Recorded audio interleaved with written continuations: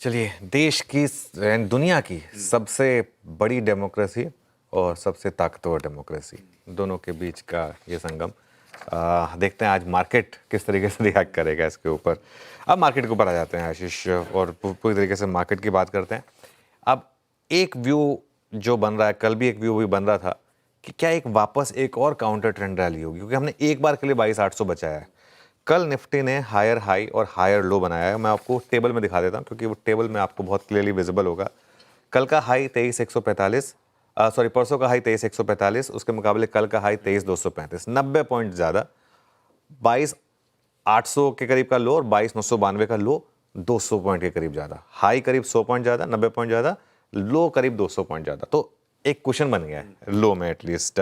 ये इंपॉर्टेंट है कि अगर गिफ्ट निफ्टी सही है और अगर आप उसके फ्यूचर प्रीमियम को एडजस्ट कर देंगे तो हम 23,115 के आसपास खुलेंगे।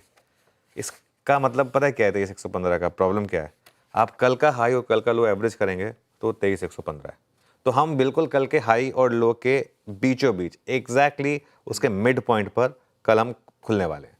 और अगर आपने कल का हाई निकाला तो बड़ा पॉजिटिव होगा मार्केट के लिए। कल का हाई क्रॉस हुआ तो मुझे लग रहा है कि फिर निफ्टी के लिए बड़ा पॉजिटिव होगा। और अगर कल का हाई निकला और उसके ऊपर आप सस्टेन कर गए तो वापस एक बार के लिए 10 और 20 डे एक्सपोनेंशियल मूविंग एवरेज जो है उसको आप टेस्ट कर सकते हैं, जो आपका 23,340 पर 10 डे है। और उसके बाद 20 डे एक्सपोनेंशियल मूविंग एवरेज है करीब करीब 23,430 पर। और एक बार अब मैं वो वापस चार्ट दिखा देता हूँ निफ्टी का, जो हमने बार बार दिखाया है आपको, 10-20 वाला। हाँ वो 10-20 वाला वो चार्ट ले आइए एक बार जरा।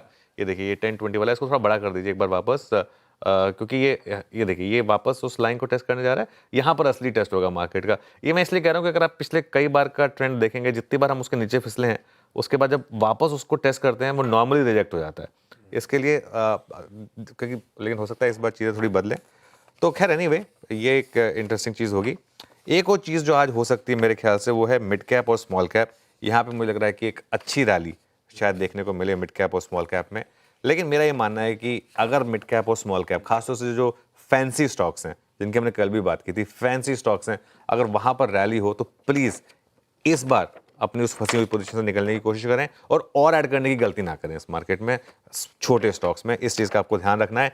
ये पिछले साल वाली मार्केट नहीं है जिसमें आप कभी भी बाय कर लें, इवेंचुअली मार्केट चल रहा था और आपके सारे स्टॉक्स चल रहे थे। ये मार्केट थोड़ी अलग है, ये एक बेरिश फेज है। इसके लिए इसी हिसाब से आपको इसको अप्रोच करना है मार्केट को। परफेक्ट। ये है भाई साहब इस समय मूड माहौल।